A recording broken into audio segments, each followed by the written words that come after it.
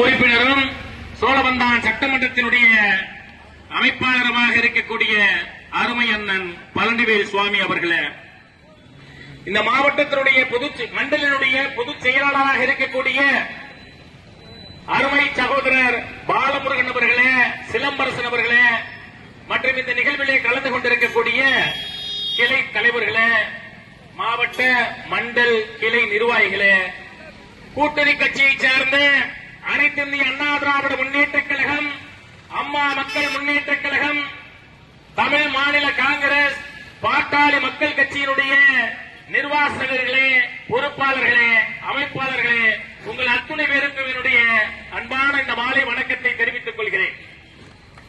இன்றைய தினம் இந்த அலங்காநல்லூர் மண்டலிலே மட்டும் இந்த தருமனை பிரச்சார கூட்டமானது நடைபெறவில்லை.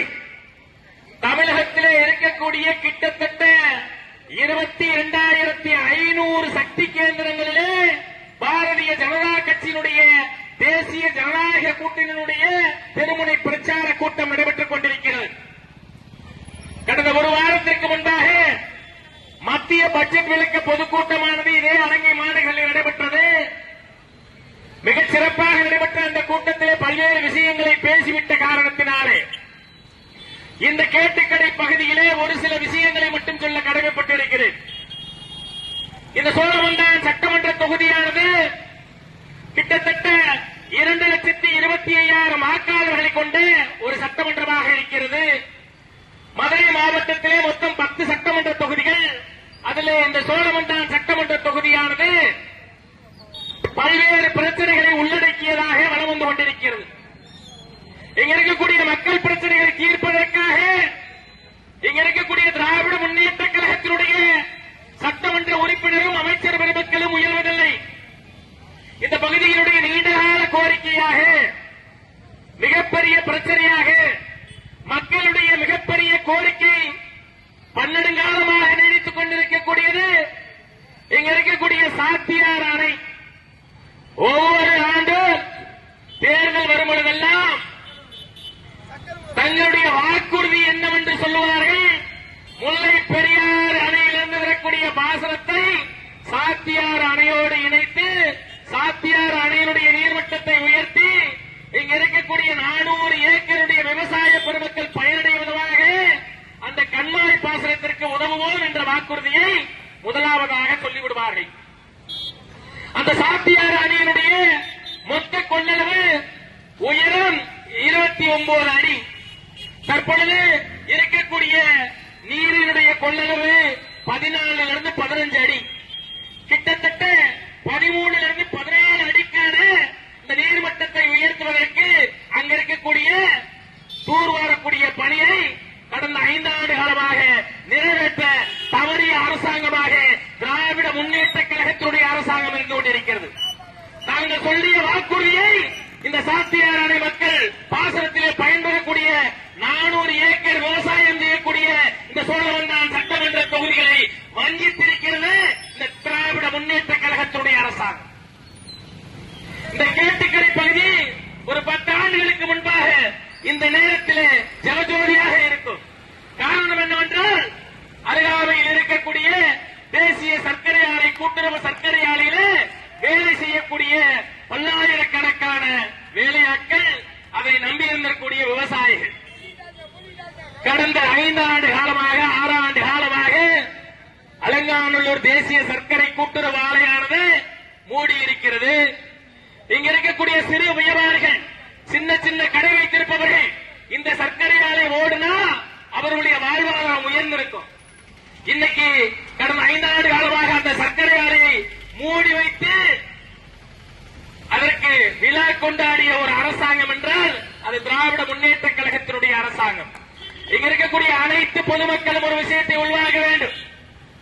கடந்த 5 ஆண்டு காலமாக இந்த திராவிட முன்னேற்ற கழகத்தினுடைய சட்டமன்ற உறுப்பினரும் அமைச்சர் பெருமக்களும் பல்வேறு நிகழ்ச்சிகளுக்காக பல கோடிகளை அள்ளி வீசி இருக்கிறார்கள்.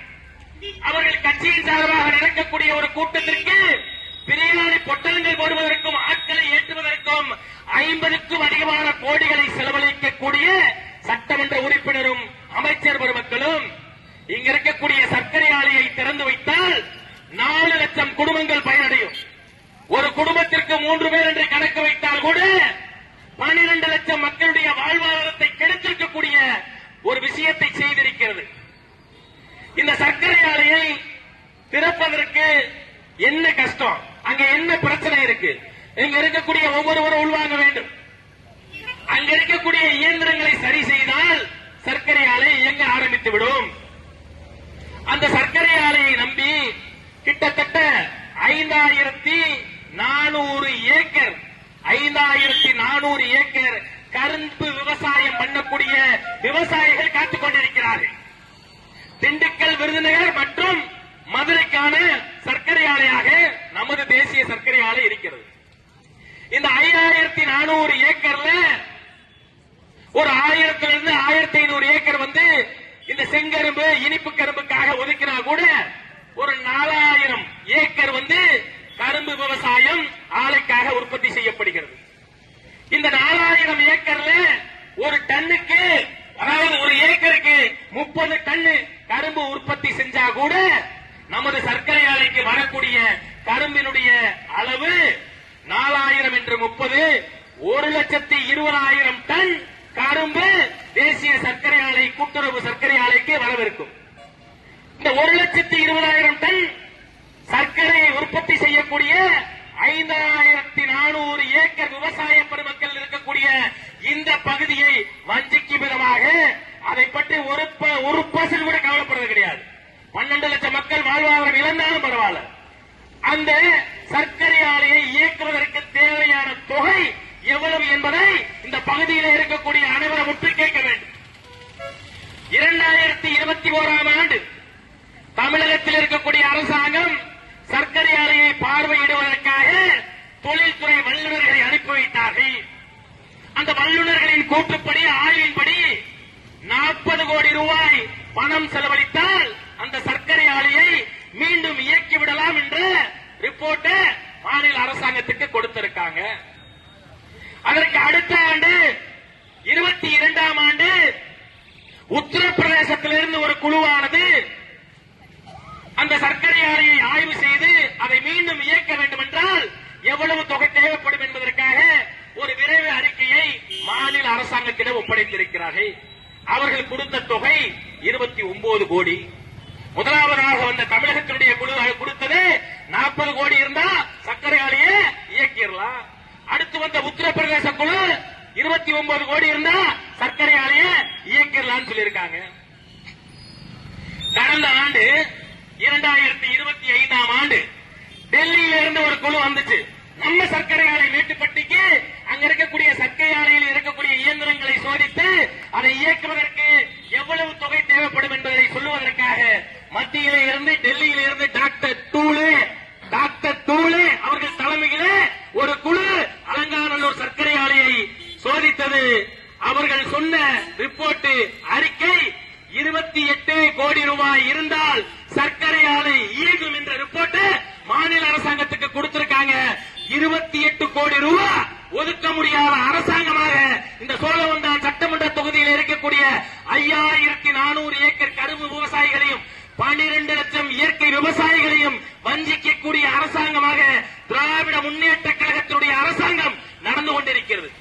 இங்க இருக்கக்கூடிய சட்டமன்ற உறுப்பினர் எத்தனையோ அறிக்கைகளை கோரியிருக்கிறார், சட்டமன்றத்தில் கோரிக்கை வைக்கிறார். ஆனா இங்க 4 லட்சம் விவசாயிகள் பயனடையக்கூடிய தேசிய சர்க்கரை ஆலையை ஓட்டுவதற்கு எந்த ஒரு முயற்சியும் எடுக்கவில்லை. தினந்தோறும் கலைஞர் நூற்றாண்டு அரங்கத்திலே விழா எடுக்க நேரம் இருக்கிறது. தேசிய சர்க்கரை ஆலைக்கு ஒரு 5 ஜல்லிக்கட்டு நிப்பாட்டா சர்க்கரை ஆலை ஓட்டிடலாம், 4 லட்சம் குடும்பம் நல்லா இருக்கு. அந்த தொகையை ஒதுக்கீடு செய்வதற்கு மனமில்லை என்றால் அதை எழுதி வாங்குவதற்கு ஏதேனும் திட்டம் இருக்கிறதோ என்ற சந்தேகம் இருக்கக்கூடிய மக்களுக்கு இருக்கிறது. அதற்கு அடுத்தபடியாக நமது பகுதியிலே இந்த கேட்டு கடைக்கு இந்த பக்கம் இந்த பாலமேடு ரோடாக இருந்தாலும் பெரிய ஊர் சேரி, ஆகனூர், தேவசேரி, வெள்ளையம்பட்டி, முடுவார்வட்டி, பொந்துகம்பட்டி, சரந்தாங்கி, இந்த பக்கத்தில் தெத்தூர், மேட்டுப்பட்டி, மரவப்பட்டி, பாரப்பட்டி எல்லா கிராமத்திலையும் பழங்கள் உற்பத்தி செய்கிறார்கள். கொய்யாப்பழம், மாம்பழம், லவாப்பழம், வாழைப்பழ விவசாயிகள் அதிகமாக இருக்கிறார்கள். இங்க உற்பத்தி செய்யக்கூடிய அந்த மாம்பழங்களையும் கொய்யாப்பழங்களையும் நாவல் பழங்களையும் ஒரே நாள்ல விற்க முடியுமா? முடியாது. கூட்டு, அதாவது மதிப்பு கூட்டுதல் செய்து வெளிநாடுகளுக்கு ஏற்றுமதி செய்யலாம். இல்ல விலை குறையும் பொழுது அதை பதப்படுத்தி வைத்து விலை ஏறும் பொழுது அந்த பொருட்களை விவசாயிகள் உற்பத்தி செய்த அந்த மாம்பழங்களையும் கொய்யாப்பழங்களையும் விற்கலாம். உற்பத்தி பண்ண விளைச்சலான அந்த மாம்பழங்களையும் கொய்யாப்பழங்களையும் உடனடியாக விற்க வேண்டும் என்ற கட்டாயத்திலே நமது பகுதியில் இருக்கக்கூடிய விவசாயிகள் தள்ளப்பட்டிருக்கிறார்கள். 505 வாக்குறுதிகள் கொண்ட இந்த பாரதிய திராவிட முன்னேற்ற கழகத்தினுடைய அரசாங்கமானது 505 வாக்குறுதிகளை ஏதாவது ஒரு வாக்குறுதியை முழுமையா நிறைவேற்றி இருந்தா சந்தோஷப்படலாம். இங்க இருக்கக்கூடிய இந்த விவசாயிகள் தங்களுடைய உற்பத்தியான விளைச்சலில் வந்த அந்த பழங்களை பதப்படுத்துவதற்கு இந்த பகுதியிலே ஏதாவது ஒரு இடம், முடுவாரோட்டியில சந்தை நடக்குது, பாலமேட்டில் சந்தை நடக்குது, வாடிப்பட்டில சந்தை நடக்குது, சோழவந்தான், சமையலூர் போன்ற பகுதிகளை உள்ளடக்கிய ஒரு தொகுதி நம்முடைய தொகுதி. அப்படிப்பட்ட பகுதியில ஏதாவது ஒரு இந்த பதப்படுத்தும், குளிர் பதனப்படுத்தும் அந்த ஒரு தொழிற்சாலையை அமைத்திருந்தால் நம்முடைய விவசாயிகள் அதிக தொகைக்கு உற்பத்தி செய்யக்கூடிய, விளைச்சலாகக்கூடிய பழங்களை விற்கக்கூடிய ஒரு சூழல் உருவாகும். அதை கூட செய்ய முடியவில்லை என்றால் இந்த 5 ஆண்டு காலம் ஆட்சி பொறுப்பிலே இருந்து சட்டமன்ற உறுப்பினராக பயணித்து ஆண்டுதோறும் மாதத்திற்கு 30 முறை ஜல்லிக்கட்டு போட்டியை நடத்திக் கொண்டிருக்கக்கூடிய சட்டமன்ற உறுப்பினர் நிறைவேற்றிய சோழவந்தான் சட்டமன்ற தொகுதியிலே உருவாக்கிய நலத்திட்டங்கள் என்பதை விரிவாக வெள்ளை அறிக்கையாக கொடுக்க வேண்டும். ஏன்னா இங்க மக்களுக்கு தேவையான பிரச்சனையே சக்கரால ஓடணும், சாத்தியான பிரச்சனை தீரணும். இங்க இருக்கக்கூடிய பல விவசாயிகளுக்கு தேவையான 17 தொழிற்சாலை வேணும். சோழவந்தான் சட்டமன்ற தொகுதியில, சோழவந்தான்ல, அலங்காநல்லூர்ல, பாலமேட்டுல, சமயநல்லூர்ல ஏதாவது ஒரு அரசு கலைக்கல்லூரி இருக்கா? ஒரு பொறியியல் கல்லூரி இருக்கா? ஒரு டீச்சர் ட்ரைனிங் கல்லூரி இருக்கா? எதுவுமே கிடையாது. இந்த தொகுதியில ஒரு கல்லூரி கூட கிடையாது. ஏதாவது ஒரு திட்டத்தை இந்த தொகுதிக்கு கொண்டு வந்திருக்கலாமே, ஏன் கொண்டு வரல? கேட்கணும்ல.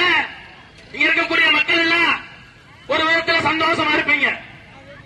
திராவிட முன்னேற்ற கழகத்தினுடைய முதல்வர் பெருமதிப்பிற்குரிய ஐயா மு.க. ஸ்டாலின் அவர்கள் கடந்த 3 நாட்களுக்கு முன்பாக ஒவ்வொரு ரேஷன் அட்டை உரிமையாளருக்கும் 5000 ரூபாய் கொடுத்திருக்கிறார்.